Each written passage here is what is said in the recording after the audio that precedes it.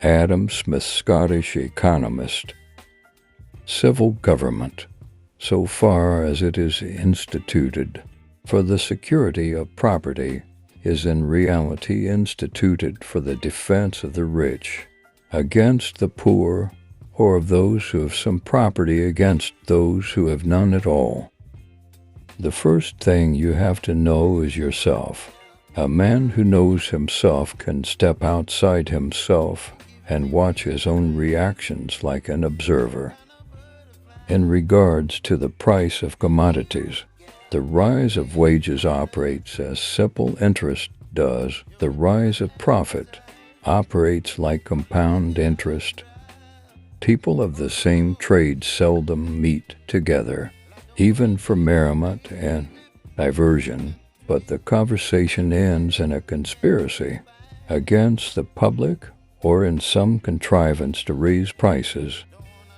It is not very unreasonable that the rich should contribute to the public expense, not only in proportion to their revenue, but something more than in that proportion. How selfish soever man may be supposed, there are evidently some principles in his nature which interest him in the fortune of others, and render their happiness necessary to him, though he derives nothing from it except the pleasure of seeing it. It is not from the benevolence of the butcher, the brewer, or the baker that we expect our dinner, but from their regard to their own interest. How selfish soever man may be supposed, there are evidently some principles in his nature which interest him in the fortune of others, and render their happiness necessary to him, though he derives nothing from it except the pleasure of seeing it. There is no art which one government sooner learns of another than that of draining money from the pockets of the people. Property is in reality instituted for the defense of the rich against the poor, or of those who have some property against those who have none at all. A man must always live by his work, and his wages must at least be sufficient to maintain him. They must even upon most occasions be somewhat more, otherwise it would be impossible for him to bring up a family, and the race of such workmen could not last beyond the first generation.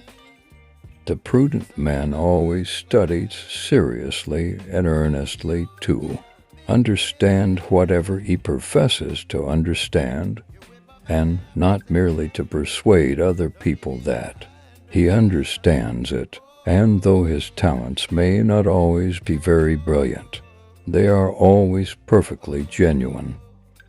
The poor man's son, whom heaven has in its anger visited with ambition, goes beyond admiration of palaces to envy.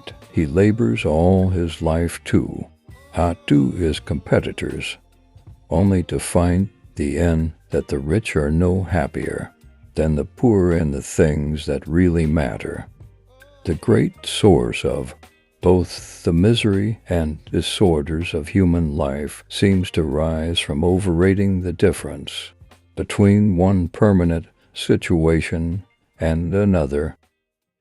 Individual ambition serves the common good,